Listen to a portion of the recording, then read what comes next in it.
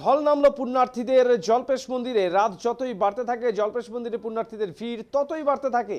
চতুর্দশী উপলক্ষে রাতেই জল্পেশ মন্দির কমিটির পক্ষ থেকে করা হয় বিশেষ পুজোর আয়োজন। এই পুজোয় জলপাইগুড়ি পুলিশ সুপার খণ্ডবাহালে উমেশ গণপত, ময়নাগুড়ি থানার আইসি সুবল ঘোষ, ভোজাবুড়ি সমষ্টি উন্নয়ন আধিকারিক, অতিরিক্ত জেলাশাসক সহ বিশিষ্ট সরকারি আধিকারিক এবং স্থানীয় প্রধান পঞ্চায়েত সদস্য সহ বিশিষ্ট গুণীজনেরা উপস্থিত ছিলেন।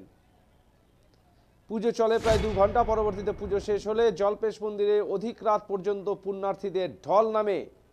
জল্পেশ মন্দিরে বাবার মাথায় জল ঢালতে ভিড় জমান পুণ্যার্থীরা। অধিক রাত পর্যন্ত লক্ষ্য করা যায় সুবিশাল ভক্তদের লাইন। উত্তরবঙ্গ সহ দক্ষিণবঙ্গ, আসাম, পার্শ্ববর্তী নেপাল, ভুটান থেকেও পুণ্যার্থীদের আগমন ঘটে এই মন্দিরে।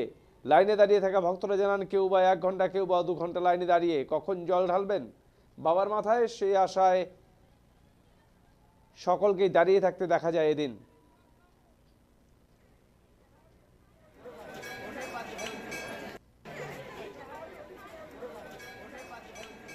মন্দির সূত্রে খবর, অন্যান্যবারের তুলনায় এবার অনেকটাই ভিড় জল্পেশ মন্দিরে।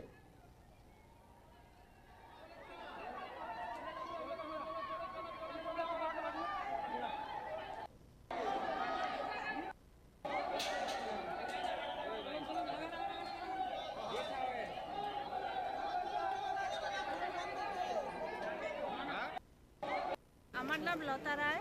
কোথা থেকে আসছেন? ধূপগুড়ি থেকে আসছি। বললাম কতক্ষণ থেকে লাইনে জলপেশে? জলপেশে তো মোটামুটি 1 ঘন্টা। 1 ঘন্টা। হ্যাঁ। তো কি জল ঢালবেন?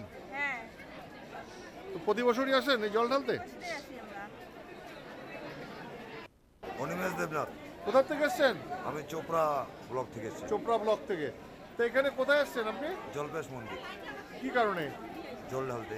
তো লাইনে কতক্ষণ থেকে দাঁড়িয়ে আছেন? লাইনে 10 মিনিট হলো এখন। 10 মিনিট হলো। কতক্ষণ লাগতে পারে আইডিয়া?